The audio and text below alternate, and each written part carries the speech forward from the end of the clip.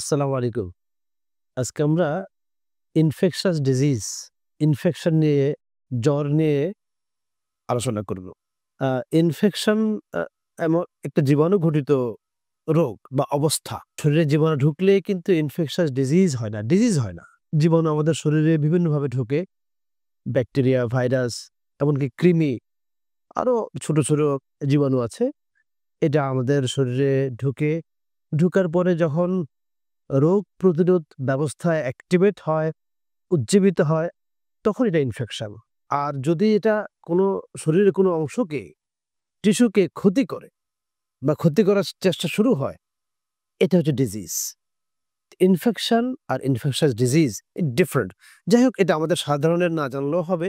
শুধু আমরা এটা জানি যে ইনফেকশন বলতে আমরা আসলে কি বুঝি। ইনফেকশন একটা জীবাণু ঘটিত একটা জিনিস। ইনফেকশন আর ঘা এক নয়।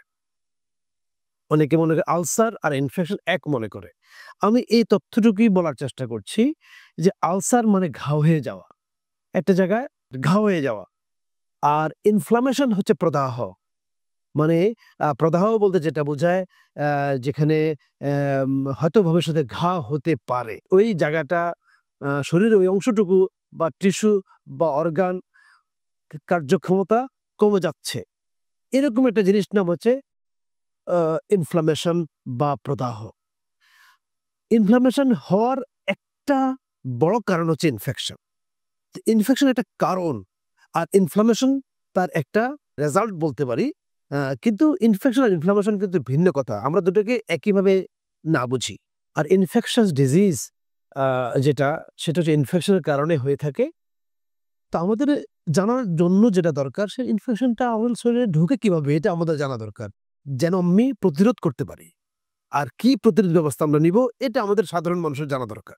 আমরা বলেছিলাম একটু আগে যে জীবাণুগুলা ব্যাকটেরিয়া হোক, ভাইরাস হোক, আর অনেক কৃমি হতে পারে, আমাদের শরীরে আসে হাঁচি-কাশির মাধ্যমে ছড়ায়। যেমন ভাইরাস ছড়ায় হাঁচি-কাশির মাধ্যমে।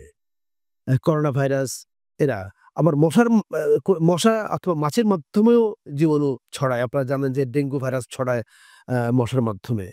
তারপরে মাছি দিয়েও অনেক রোগ ছড়ায়, তার আমাদের শরীরের মধ্যে আসে, খাবারের মধ্যে পড়ে, এভাবে যোগ ছড়ায়। আবার যক্ষ্মা জীবাণু কফের মাধ্যমে, হাঁচির মাধ্যমে ছড়াইতে পারে। আবার কৃমি আমাদের শরীরের স্কিন দিয়ে, চামড়া দিয়ে ঢুকে, এবং অন্য আমাদের খাবারের মধ্যে দিয়ে ঢুকতে পারে বা ঢুকে।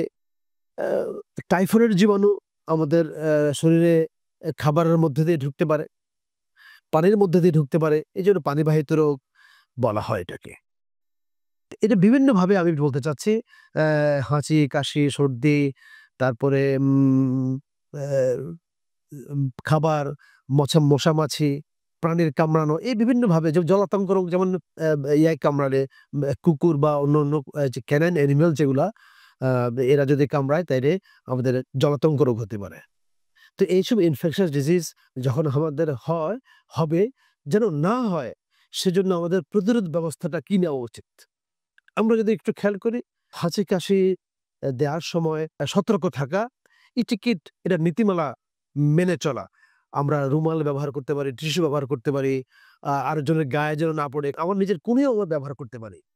তারপরে কফ যেখানে সেখানে না ফেলা, কফ এর জায়গায় থুতু, কফ, এগুলো যেন আমরা যত্রতত্র না ফেলে নির্দিষ্ট জায়গায় ফেলি, মাটিতে পুঁতে ফেলি। অনেক সময় কোনো মানুষের অনেক কফ আসে। যক্ষ্মা রোগীদের বা এরকম যদি ইনফেকশাস ডিজিজ থাকে, ওই কফকে আমরা নির্দিষ্ট মাটিতে পুঁতে ফেলা, খাবার ঢেকে রাখা, পচা বাসি খাবার না খাওয়া, রাস্তাঘাটের খাবার না খাওয়া, খোলা খাবার না খাওয়া, কাউকে এবং নিজে না করা, এবং মানুষকে সচেতন করা, শিক্ষিত হওয়া, এগুলো গুরুত্বপূর্ণ।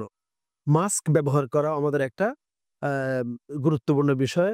যেটা থেকে আমরা জীবাণুঘটিত প্রবাহিত বায়ুর মাধ্যমে যেসব জিনিস ছড়ায়, আ যেসব জীবাণু আসে, আমরা এগুলো থেকে রক্ষা পেতে পারি। আরেকটা জিনিস স্যানিটেশন।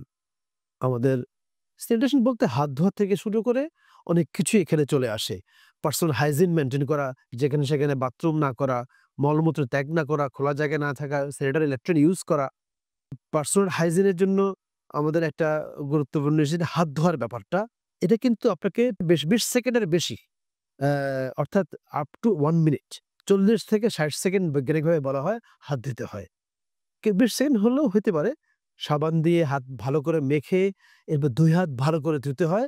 যেন আমাদের যেসব জায়গাগুলা আঙ্গুলের ফাঁকগুলা, নখগুলা, বৃদ্ধাঙ্গুলের আশেপাশ, তারপরে পামার সারফেস অর্থাৎ হাতের তালুর মধ্যে যেসব ক্রিজ গুলা থাকে, এসব ক্রিজ গুলার মধ্যে যেগুলো আটকানো থাকে পিছনে ভালো করে ডলে করতে হয়। এটা আমরা স্টেপ বাই স্টেপ ভিডিওতে আপনাদেরকে দেখাচ্ছি।